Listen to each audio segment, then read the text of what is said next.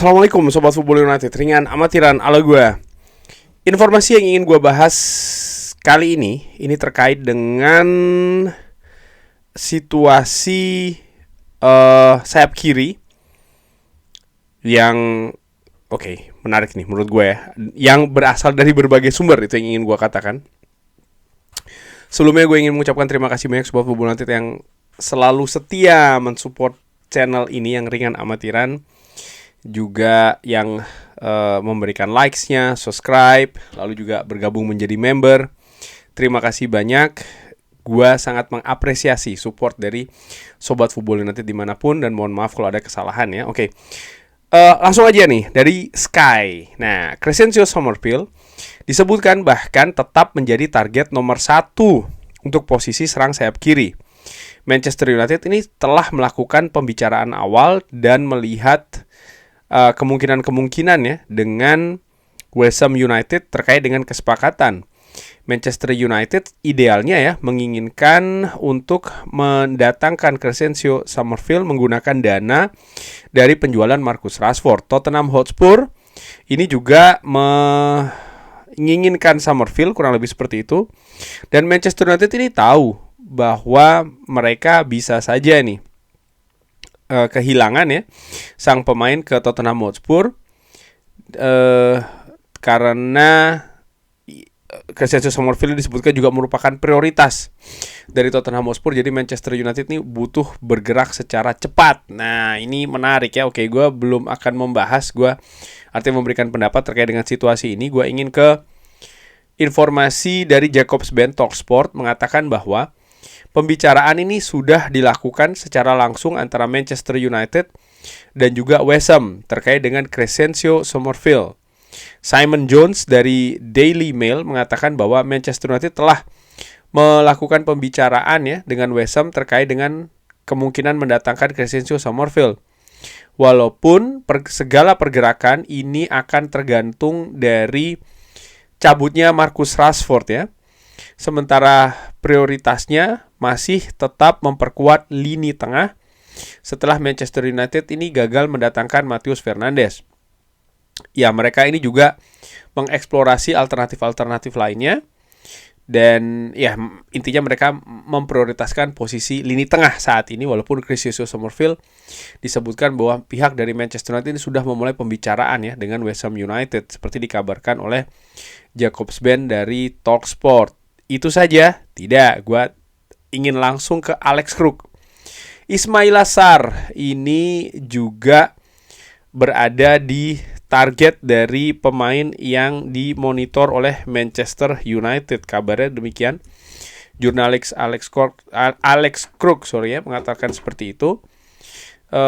Dan ini pun juga pergerakan ini masih akan tergantung dengan Marcus Rashford. Ini yang dikabarkan oleh Alex Kruk. Jadi keadaannya kurang lebih sama dengan Crescencio Summerfield, bahwa situasinya masih menunggu perkembangan dari Marcus Rashford. Simon Jones sendiri menginformasikan bahwa Marcus Rashford ini terbuka untuk tetap stay di Manchester United, walaupun baik dari Marcus Rashford dan juga Manchester United ini masih terus mengharapkan atau mengantisipasi adanya ketertarikan setelah Piala Dunia dari klub lain ya. Itu tadi informasinya, dan sekarang pembahasannya secara ringan amatiran. Jadi memang posisi lini kiri ini kan posisi yang Manchester United nampaknya ingin perkuat. Manchester United butuh kedalaman skuad itu dulu ya, dimulai dari lini tengah, termasuk juga posisi kiri. Keadaan saat ini kalau melihat keadaan dari sayap serang sebelah kiri dari Manchester United ini kan masih belum menentu. Kenapa gue bilang belum menentu? Ada Matheus Cunha, tapi siapa yang menjadi pemain keduanya? Saat ini ada Patrick Dorgu, tapi ada banyak juga komentar misalnya mengatakan kualitas dari Dorgu ini masih belum meyakinkan untuk bisa dianggap memperkuat ataupun memperbaiki kualitas dari sayap kiri Manchester United ya, terutama kalau seandainya Matheus Cunha kenapa misalnya absen atau cedera atau ada penurunan penampilan dan lain-lain. butuh pemain lain juga yang punya kapasitas kualitas yang bagus. Dan oleh karena itulah banyak kabar yang mengaitkan tentang Manchester United yang mengincar pemain-pemain di posisi sayap kiri. Di samping juga kalau dilihat ya, Manchester United kehilangan Jadon Sancho. Ini juga merupakan salah satu hal yang akhirnya membuat sektor sayap serang ini memang butuh penguatan. Nah, tapi ada ketergantungan dengan keadaan Marcus Rashford. Walaupun ada informasi yang juga sempat gue katakan gue kabarkan di channel ini yang menyebutkan bahwa Marcus Rashford ini dan Manchester United terbuka untuk kerjasama lagi untuk musim depan, tapi itu merupakan pilihan terakhir dari masing-masing pihak. Baik itu dari Marcus Rashford dan juga dari Manchester United. Salah satu bukti yang tebal adalah pembicaraan awal antara Manchester United dengan West Ham United, seperti yang tadi diinformasikan misalnya juga oleh Jacobs Ben ya, dan juga beberapa jurnalis lainnya, bahwa Manchester United ini terus mengeksplorasi potensi-potensi untuk mengisi posisi serang sayap kiri.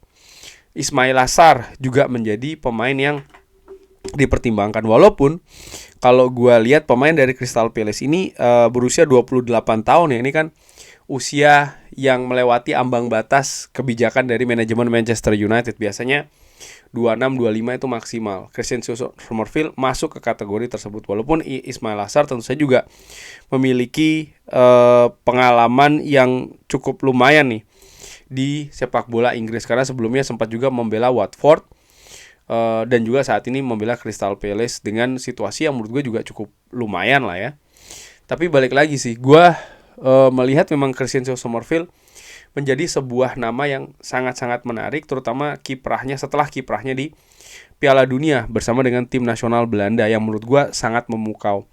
Dia bisa bermain di kanan, bisa bermain di kiri, bisa bermain sebagai pemain inti, pemain pengganti pun juga tetap dengan kontribusi yang bagus.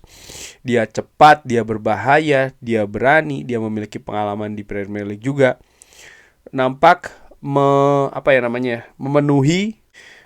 memang Crescencio Summerfield ini memenuhi berbagai misalnya berbagai poin yang biasanya diinginkan oleh manajemen Manchester United dalam merekrut baru. Tapi itu tadi, semuanya ini masih sangat tergantung dari keadaan Marcus Rashford. Nah, ini menarik menurut gua, dan tadi juga disebutkan oleh Simon Jones bahwa walaupun terbuka untuk tetap stay, dan pembicaraan juga sudah dilakukan, kabar dari Fabrizio Romano seperti itu, masing-masing pihak terbuka ya untuk bekerja sama walaupun bukan prioritas utama. Nah, tadi disebutkan juga bagaimana pihak klub dan juga Marcus Rashford ini masih melihat kemungkinan, terutama setelah Piala Dunia.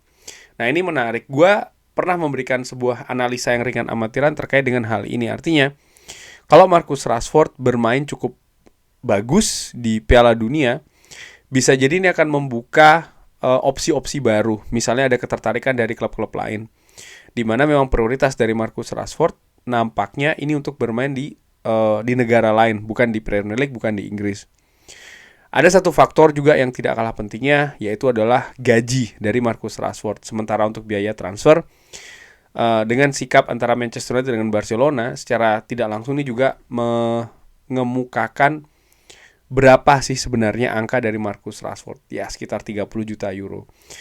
Cuman ya itu tadi, situasi terkait dengan gaji dari Marcus Rashford ini yang juga menjadi salah satu penghalang yang cukup tebal ya untuk Marcus Rashford ini bergerak dari Manchester United. Di sisi lain, besarnya gaji dari Marcus Rashford ini juga yang menjadi salah satu alasan besar dari Manchester United yang memilih untuk melepas Marcus Rashford sebenarnya di bursa transfer musim panas ini, walaupun ya terkendala sampai dengan sejauh ini oleh minat ya dari klub-klub lain terhadap Marcus Rashford. Nah, kita lihat sih, gue memperkirakan memang mungkin situasi yang akan lebih jelas nanti akan terjadi setelah Piala Dunia.